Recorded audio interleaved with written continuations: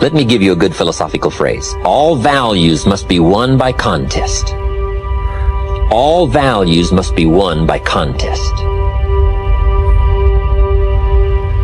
And after they've been won, they must be defended. You say, wow, you've put a pretty heavy task on us. That's what life is all about, a pretty heavy challenge.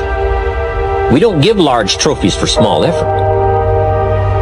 If you want to win high health, if you want to win high wealth, if you want to extend a long reach in touching people's lives, you got to engage in some of these extra powerful disciplines. And one is to secure the territory by vigor, and the other is to defend it with equal challenge. Attack. Life was designed not to give us what we want, not to give us what we need, but life was designed to give us what we deserve.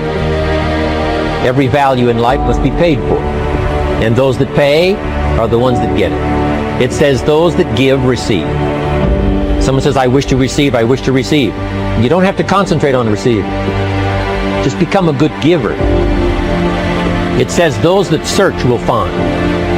Someone says, well, I need to find some good ideas to help change my life for the future. Then to find good ideas, that doesn't come because you need them, because it comes because you search for it. If you want good ideas, you got to go after them. You got to go to the class, you got to go to the workshop, you got to go to the training, go to the book, right? You got to go to the journal, right? Go where good ideas are being taught, go searching, go looking, because good ideas are not going to be wasted on those that are not seeking, searching, well prepared. Get going, that's the key. Some people are ever learning, but they don't put it into action. They don't really take the action. It's like the man who keeps bringing materials to the building site and never builds anything.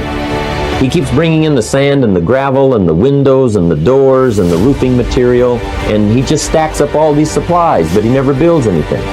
See, if you do that long enough, fairly soon they'll come and take you away. You've got to do something with what you've learned. You've got to take action. You've got to get going.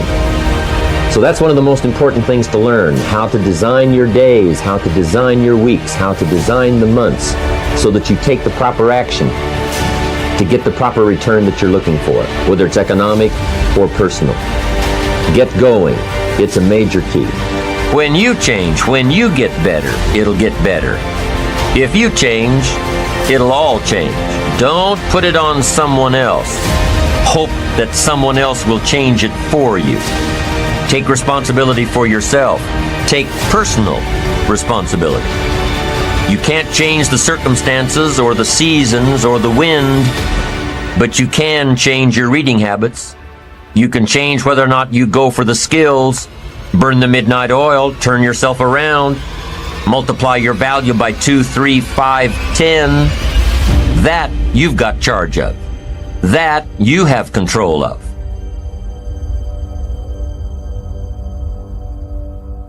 If you want your life to change, here's the source of it all. Ideas plus inspiration. The good news is, ideas are not that far away. I've got an excellent phrase for you to consider, one that will serve you well for the rest of your life. Everything you need is within reach. The ideas you need for life change or business change are within listening reach. They're within reading reach. In fact, there's probably a library not too far from you.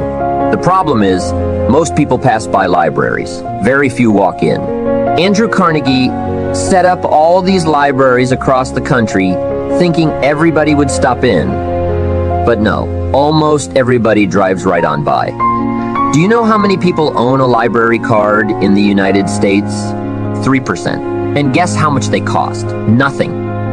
The ideas are within reach. But here's the key question. Who is going to reach? There's a simple biblical phrase that says, if you seek, you will find. But it's very important to know that finding is reserved for the seekers. We don't find what we need. We find what we search for. If you will search, if you'll try, if you'll go, if you'll listen, ideas are within reach. And ideas are life-changing. There's nothing so powerful as an idea whose time has come. A business idea, a social idea, an investment idea, a good health idea. All you need is a specific idea to make an impact on your life. Ideas can help you gather treasure, gather equity, and gather wealth. 10 years from now, you can be right where you are now, or you can be in a new place. The difference between now and then could be significant in terms of money, lifestyle, treasure, and equity. In 10 years, you can enjoy an incredible life if right here and now you make a small change in your thinking to start you on the journey. The key is to start right now gathering the ideas and making the changes that will take you further along this new road. Ideas can change your life, and sometimes all you need is just one more good idea in a series of good ideas. It's like dialing the numbers of a combination lock. After you've dialed 5 or 6 numbers, the lock may not come open, but you probably don't need 5 or 6 more numbers. Maybe you need just one more number, one more idea. Maybe a seminar or a sermon can provide it. The lyrics from a song could do it. The dialogue from a movie could do it. Conversation with a friend might do it. If you keep your eyes and ears open, you'll find that one last idea you need. Once you find that idea, the lock comes open, and there's the door for you to walk through. Just one more idea, no matter where you get it, may be all you need to open that door of opportunity. If, however, the lock still doesn't open, you may be lacking in inspiration. Who knows why some people are inspired and some are not? Some people find a great idea and turn it down. Some people say that it costs too much. Some people say that it's going to take too much time. Some people are too busy. There are a lot of different reasons why some people are inspired to take advantage of a good idea while others pass it up. I call it mysteries of the mind, and I just leave it at that. There are some things I don't try to figure out. Some people buy and some don't. Some go for it and some don't. Some change and some don't. And if you've been around for a while, you can usually spot those who don't take advantage of a good idea. A man asks me, "How come all this stuff goes wrong for me?" I say, "I don't know." The most I've been able to figure out is that those kinds of things always happen to people like you. I'll bet he's one of the ones who don't take advantage of good ideas. If he continues on that path, he'll probably never find the right combination. That honor will always fall on the ones who do. Like you. The consistent, disciplined, purposeful, constant search for knowledge.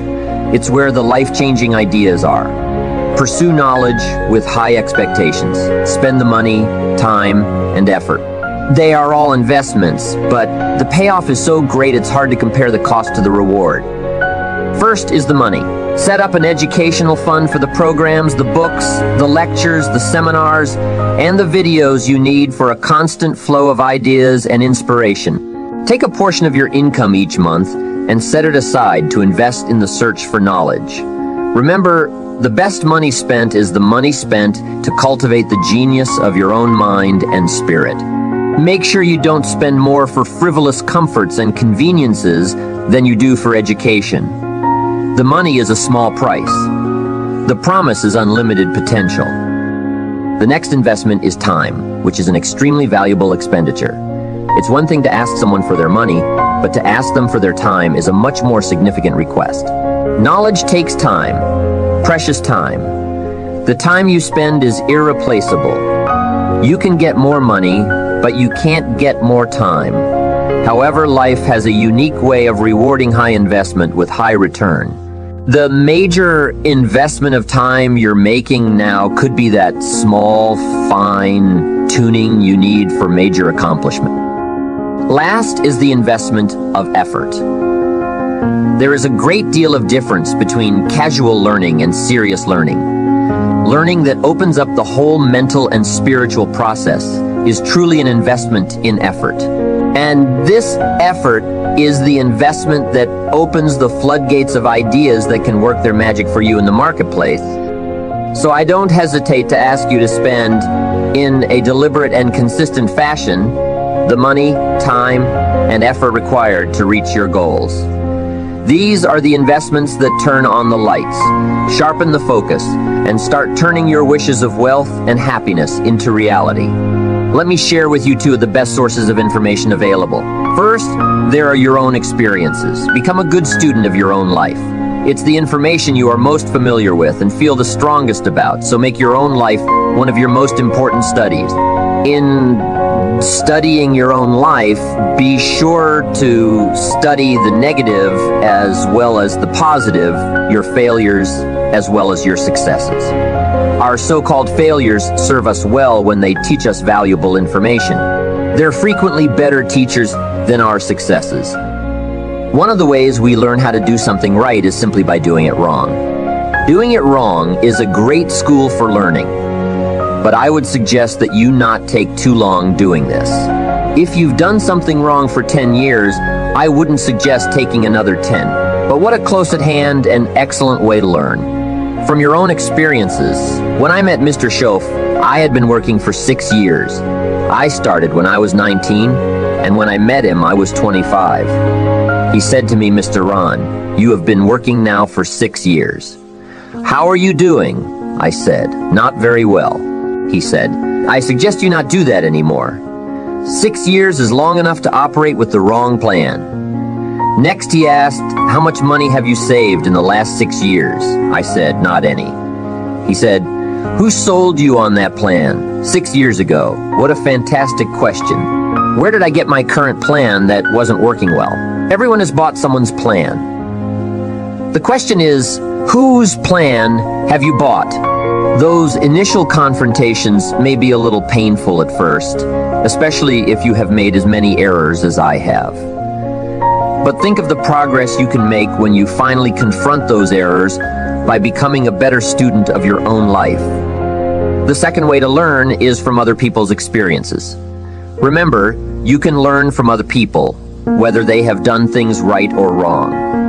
You can learn from the negative as well as the positive. The Bible is such a great book because it is a collection of human stories representing both sides of the ledger. Some human stories are called examples. Do what these people did. Other human stories are called warnings. Don't do what these people did. What a wealth of information. Knowing what to do and what not to do. If your story ever gets in somebody's book, make sure they use it as an example, not a warning.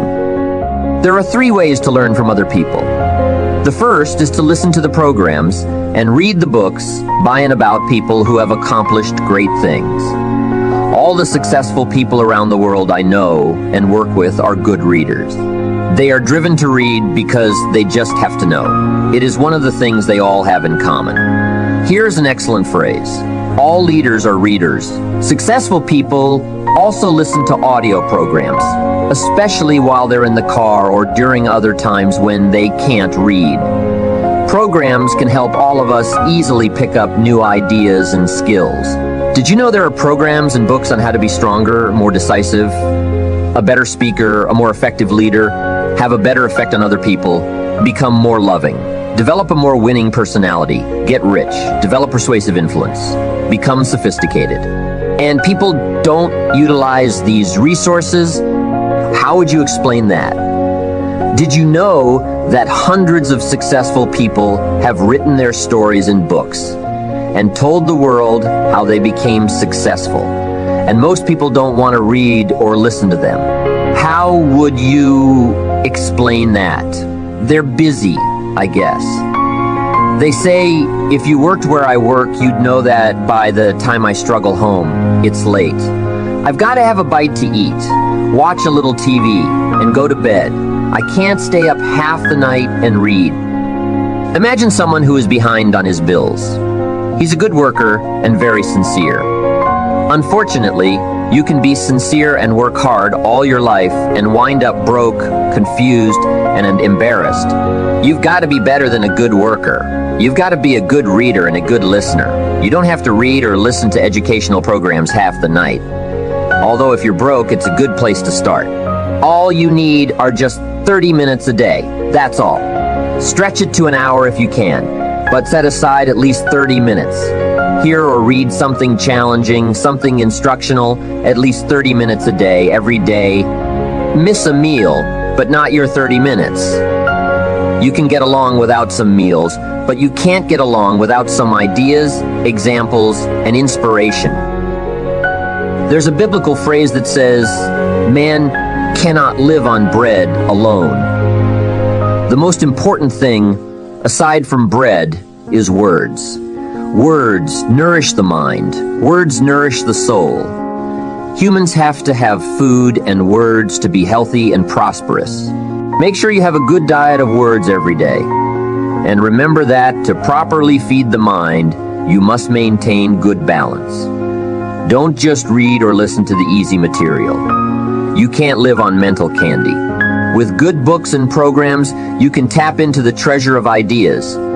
And if somebody has a good excuse for not tapping into the treasure of ideas for at least 30 minutes every day, I'd like to hear it. You wouldn't believe some excuses I've heard. Don't make the same mistake. Invest the money, get the programs and books. The best money you can spend is money invested in your self-education. Don't shortchange yourself when it comes to investing in your own better future.